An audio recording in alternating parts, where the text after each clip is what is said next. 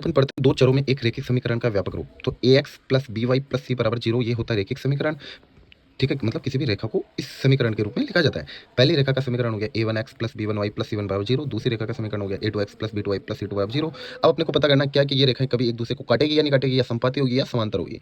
अगर हम बात करें कंडीशन फर्स्ट, अब देखो यहाँ पे x का गुणा क्या है a1, y का गुणा क्या है b1, c1 क्या है अचर पद, यहाँ x का गुणा क्या है a2, y का गुणा क्या b2 और c2 क्या है अचर पद।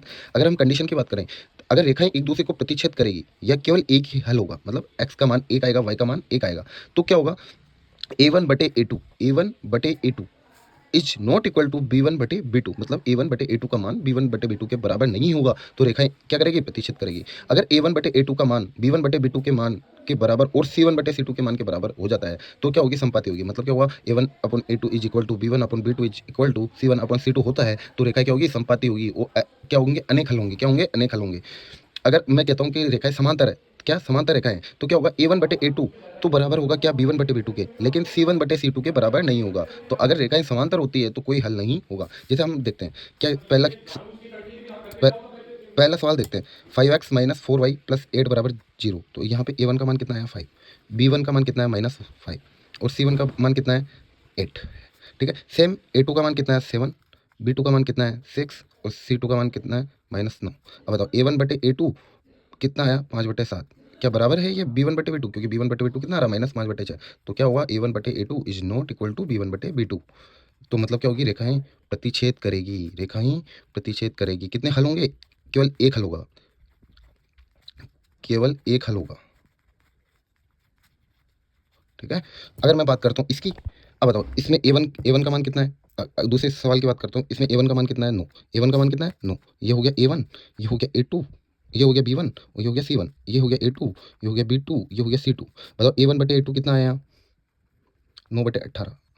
क्या ये बराबर है b1/b2 के, b1/b2 कितना आया, 3/6। 9/18 को 1/2 लिख सकता हूँ, 9 एकम 9, 9 2 18। ठीक है, b1/b2 कितना हो गया, 3/6, मतलब 1/2। ठीक है, c1/c2 कितना हो गया, 12/24, मतलब 1/2।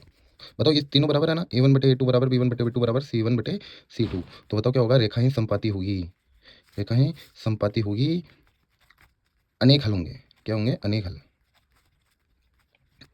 ठीक है, अनेक हल होंगे। अगर इसकी बात करूं तो बताओ ये a1 कितना है, कुछ नहीं है, तो क्या मानेंगे, एक एक होगा।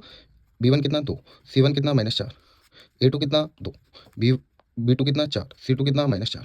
तो बताओ a1/a2 का मान कितना आया, 1/2, b1/b2 का मान कितना आया, 2/4। बताओ 2/4 को 1/2 लिख सकता हूँ, 2 एकम 2, 2 दूनी 4, 1/2। c1/c2 का मान कितना आया, क्या आ गया c1/c2 का मान, c1 कितना है, -4, -4/-4, -4/c2 का मान कितना है, -12 है ना, तो -12 कितना आ गया, 1/3। बताओ a1/a2, b1/b2 इनका तो मान कितना है, 1/2, लेकिन c1 is not equal to क्या, c1/c2, क्योंकि उसका मान कितना है, 1/3। तो क्या होगा, रेखाएं क्या होगी, समांतर। क्या होगी, रेखाएं समांतर होगी, और कोई हल नहीं होगा। क्या, कोई हल नहीं होगा, हल नहीं होगा। आगे समझ में।